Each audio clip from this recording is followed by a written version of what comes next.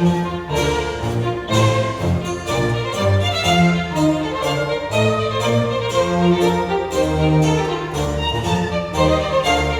again, and welcome to the podcast. I've got another minisode for you.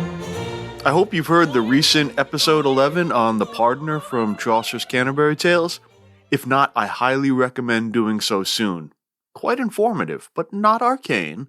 The host has a very charming way about him. Knowledgeable, but affable. Anyway, there was one topic from the Pardoner's texts that I had wanted to discuss, but I couldn't really find a smooth way to work it into the script.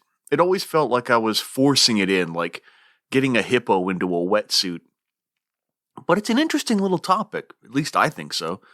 And so I decided to send it out as a standalone bonus episode. Let that hippo skinny dip. At issue today is the nature and use of strong language, swearing, profanity. So, fair warning, gentle listener, this minisode will contain naughty words. Kids, if you're listening, first, thank you. And second, you may want to get your parents out of the room. I'll give you a few moments to put them to bed. Go ahead, do it.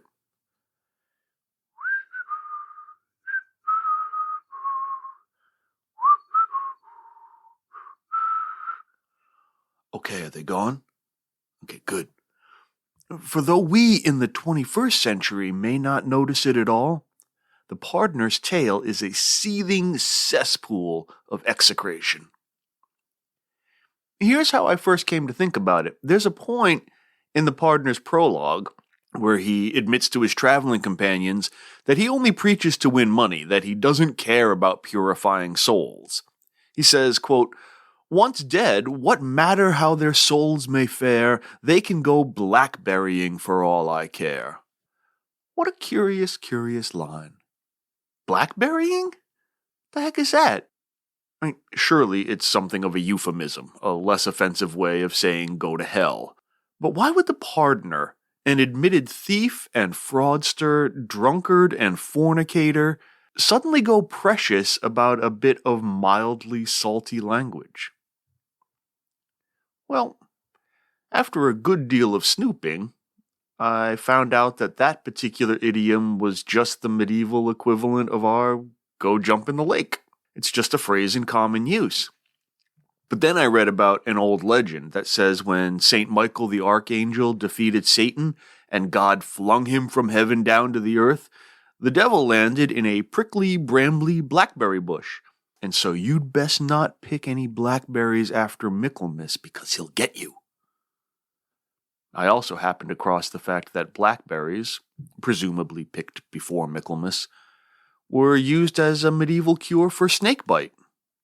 So apparently whatever fruit Adam and Eve picked at the serpent's urging was not of the genus Rubus L.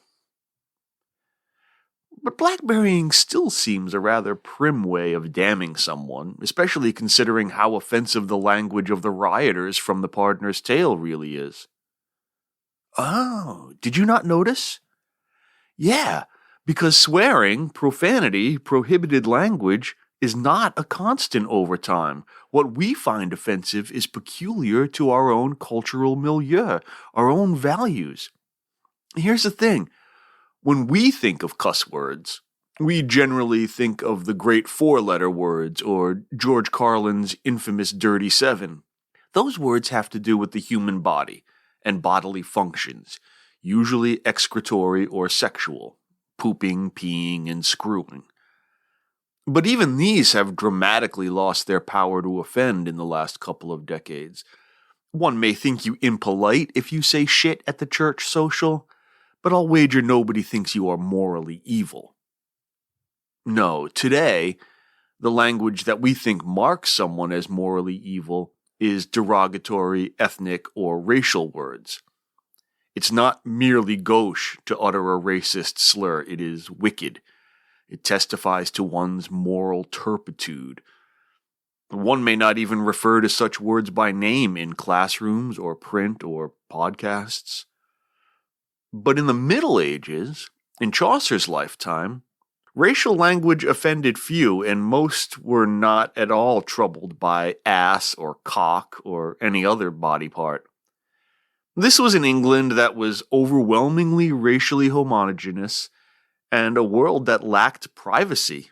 Peasants in one-room hovels, or even nobles who roomed with a coterie of servants, were all too used to seeing people shit and piss and fuck. If the actions didn't offend, why should the words? No, for the medieval mind, swearing was swearing, literally, making an oath by God, or by parts of God. Sacred language, ironically, was profane. The medieval mind took seriously the commandment in the book of Exodus, "Thou shalt not take the name of the Lord thy God in vain." And in the Gospels, even Jesus says, quote, "Let your yes be yes and your no be no. Anything else is from the evil one." So it was wicked in the Middle Ages to misuse God's name, title, or attributes. In the 14th century, to say, "by God's precious heart," would be roughly equivalent to our using a slur. It would shock and disturb, not simply annoy. But the rioters in the Pardoner's Tale constantly use such language. It's a barrage of imprecation. By God's arms, God's blessed bones, God's dignity, by God in the Holy Sacrament, God's precious dignity. I can only imagine, if medieval sensibilities were even marginally analogous to our own, how uncomfortable people must have been back then reading or hearing this tale. Quote, "Many and grisly were the oaths they swore, tearing Christ's blessed body to a shred." Why grisly? Because medievals believed that if you swore by God's teeth, for example, or God's arms, in some way you were actually separating his teeth or arms from the rest of his body, calling only upon them to credit your oath, hacking God to pieces with your words. So we came up with what are called minced oaths. Rather an unfortunate adjective there, given the conditions that gave rise to them. You've heard them, though nowadays people only say them when they're being consciously old-fashioned. Zoons or struth, gadzooks. These are contracted, euphemistic ways of swearing without swearing, and mean, in order, God's wounds, God's truth, and God's hooks, the crucifixion nails.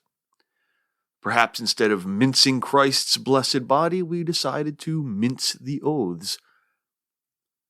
So swearing has quite an interesting little history. In our tongue, the prohibited language started out based in the religious sphere. But then, after the Protestant Reformation contributed to the desacralizing of language, along with a rise in personal privacy afforded by economic developments, the prohibited language found its site in the body and its functions. Now, as we become more accustomed to the ideas of body and sex positivity, we concomitantly have become concerned with the dignity of marginalized peoples and have proscribed any language of coarseness concerning them.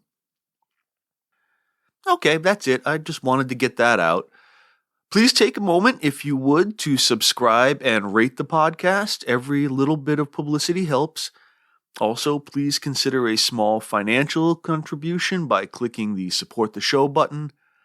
You can email me at classicenglishLiterature, all one word, at gmail.com, and you can find me on all fine social media platforms.